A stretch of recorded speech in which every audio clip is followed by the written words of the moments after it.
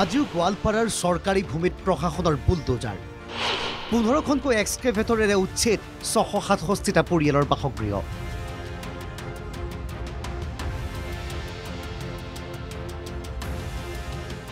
বেদখলমুক্ত কৰা হৈছে হাছিলা বিলৰ প্ৰায় 700 বিঘা চৰকাৰী ভূমি। বেদখলকাৰীক লৈ শূন্য সহনশীল চৰকাৰ, উচ্ছেদ হ'বই।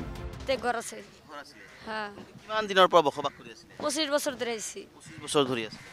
ইয়াতে চৰকাৰী ঘৰ চৰো দিয়া আছে? সরকারি ঘর দিছিল একটা। হ্যাঁ আপনি পাইছিলেন নাকি? পাইছিলাম। আপনার সরকারি ঘর আছে? হ্যাঁ আমার সরকারি ঘর ছিল। সরকারক এইটো আহ্বান জানাইছো যে আপনি আমাকে পুনর্সংস্থাপন দিও, কিবা এটা মাটি দিওক বা কিবা পয়সা ক্ষতিপূরণটো দিওক আৰু আমাক। আৰু দুটা পৰিয়াল নহয় 666টা পৰিয়াল। হয়। ক'ত যাব আপোনালোকে?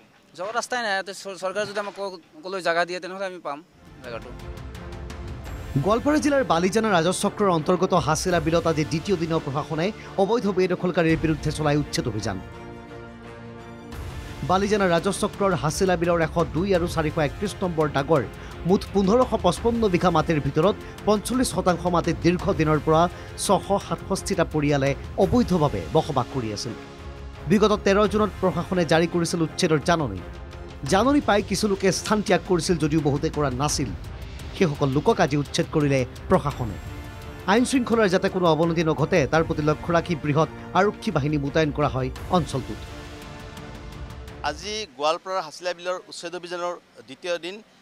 কালিৰ পৰাই কিন্তু উচ্ছেদ অভিযান চলি আছে। কালিৰ দিনটোতে আচলতে উচ্ছেদ অভিযানৰ সামৰণি পৰিব বুলি জিলা আয়ুক্তই উল্লেখ কৰিছিল, যদিও দুপৰীয়াৰ ভাগত অহা এজাক বৰষুণে আচলতে এই উচ্ছেদ অভিযানত কিছু বিধি পথালি দিছিলে আৰু সেই উচ্ছেদ অভিযান কালি সামূহিকভাৱে স্থগিত ৰখা হৈছিলে বিয়লিৰ ভাগত।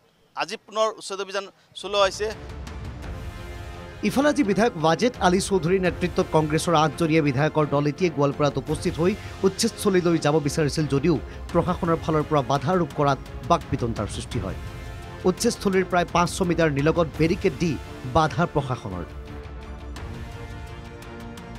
পিছত বিধায়কৰ দলটোৱে জিলা আয়ুক্তক সাক্ষাৎ কৰি অমানৱীয় উচ্ছেদ বন্ধ কৰাৰ লগতে উচ্ছেদিত ৰাজ্যক পুনৰ সংস্থাপনৰ দাবীৰে জিলা আয়ুক্তৰ জৰিয়তে ৰাজ্যপাল আৰু ৰাষ্ট্ৰপতিলৈ স্মাৰক পত্ৰ প্ৰেৰণ কৰে। ইপিনে এইসমূহৰ মাজতে উত্থান হৈছে আন কিছু অভিযোগৰ। বিলৰ ভূমিত গঢ়ি উঠা গাঁওখনত দিয়া হৈছিল চৰকাৰী সা সুবিধা, মাটিৰ খাজনাও দিছিল বেদখলকাৰীয়ে। গতিকে তেওঁলোকৰ প্ৰশ্ন, উচ্ছেদ কিয়? চৰকাৰক তীব্ৰ সমালোচনা গোৱালপাৰা AUDF প্ৰদেশ কংগ্ৰেছৰ। কাৰ ছত্ৰছায়াত বেদখলকাৰীয়ে বিলৰ ভূমিত বাস কৰিছিল বুলিও প্ৰশ্ন কংগ্ৰেছৰ।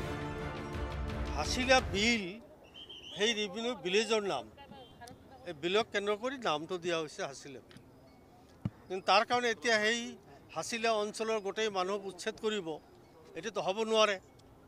প্ৰায় 667 ফেমিলি, পপুলেশ্যন মোৰ দেন 4,000, গতিকে তেওঁলোকক উচ্ছেদ কৰাটো এইটো অমানৱীয়, অগণতান্ত্ৰিকভাৱে তেওঁলোকক উচ্ছেদ কৰি আছে কাৰোবাৰ ভেষ্টেড ইণ্টাৰেষ্টৰ কাৰণে। এতিয়া কথা হ'ল প্ৰশাসনে উচ্ছেদ কৰিবই। অবৈধ বেদখলৰ বিৰুদ্ধে মুখ্যমন্ত্ৰীটো কঠোৰ নিৰ্দেশ, কিন্তু তাৰ মাজতে উত্থাপিত অভিযোগসমূহকো চালি জাৰি চোৱাৰ প্ৰয়োজন আছে। কি ঠিক কেঁচু খান্দোতে সাপ ওলায় বা।